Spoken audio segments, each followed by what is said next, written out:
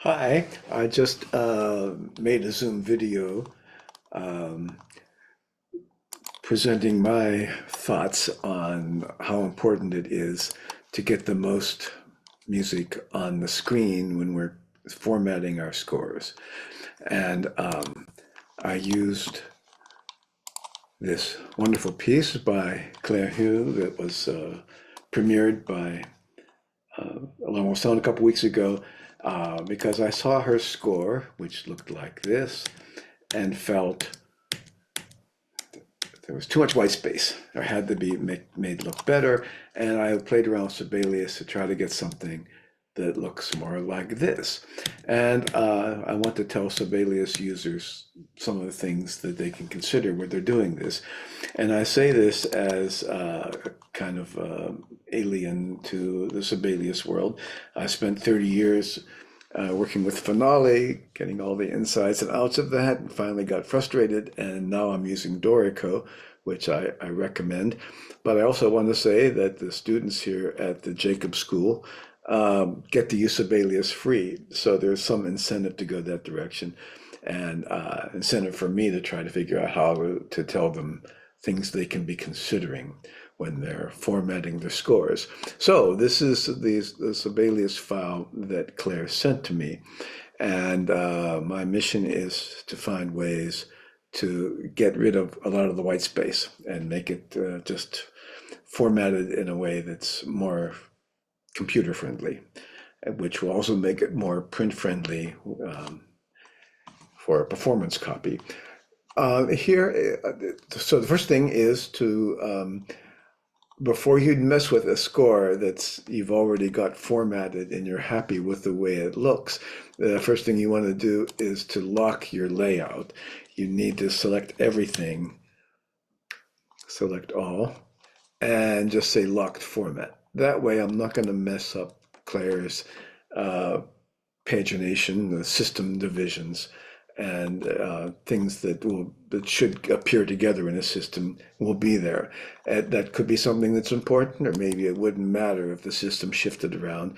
But I don't want to take that chance, so I'm going to go ahead and lock that. So now everything is locked, and when I make all the little changes I'm going to make in the formatting, it won't impact that. So I'm suggesting that 11 by 17 is too skinny, too big. It's just a silly idea. And I don't think we should be thinking in terms of 11 by 17 just because tabloid is a default in some scores. So that means we need to change the page size. So here in the document setup, I can change the page size from tabloid to letter. And it looks like Sibelius automatically uh, changed the staff size to make everything fit. So it's kind of already there in the ballpark. One thing I discovered in Claire's score is that it's the bottom margin looks suspiciously uh, too narrow. And in the margins thing, you don't get an option to really mess with that. You have to go into document setup and you have to then change your page margins. And I'm going to change the bottom margin to 0.3. Just gives a little more room on the bottom. So we can see now we've got more room on the bottom. That pretty much takes care of a lot of things, but one of the things that is happening is that it's always spreading things out more and not in ways that we necessarily would like it to be. So one very critical error that Sibelius users fall into is this default of Sibelius to, in their staff spacing, to have something to justify staffs. The default actually is closer to 66, so maybe Claire's already played with that, but I think this is in the wrong direction. I think we should justify staves when it's 90%, 99% full, basically saying, don't justify the staves. Let me do what I want to do with the staves. Now, that's going to create some strange artifacts, but it's also going to mean that the spacing between staves is something we have control over. So when systems are a little bit smaller, then we can move staffs around without having things forced into certain positions. And it's also necessary to look where are the collisions and how can we fix those. And that's something that Sibelius, when it's not justifying, allows you to do much more readily than when you have the justification turned on, particularly in systems where it's not 100% full.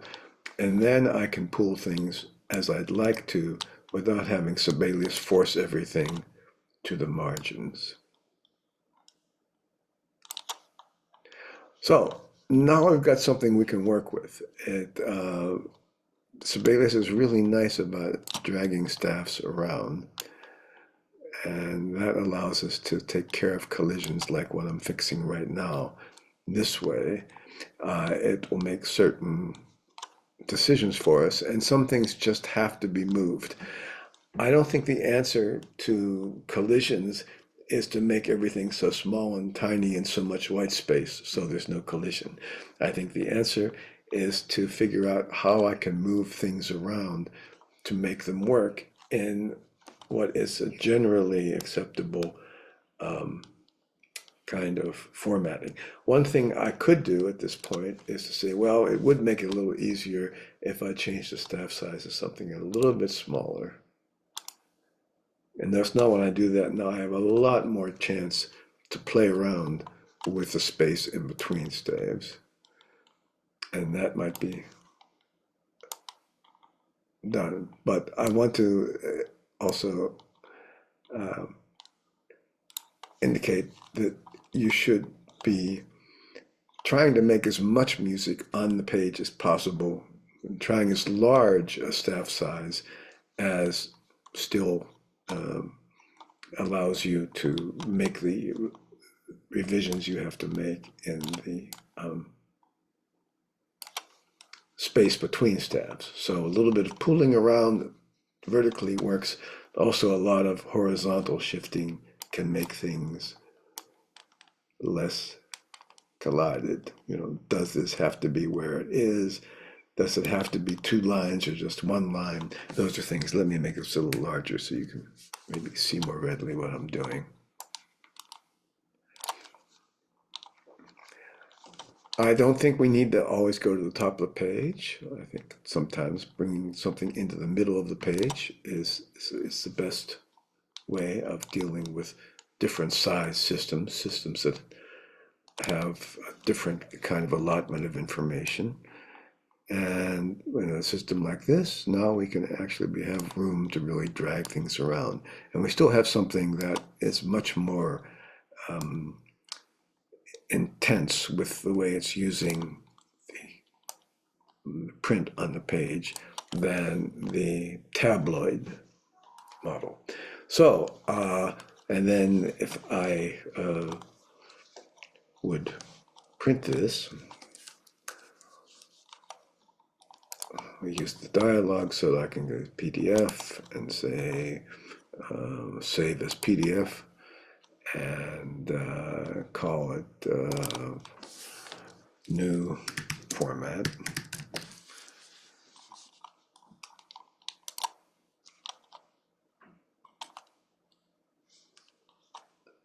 And we can look at that PDF file.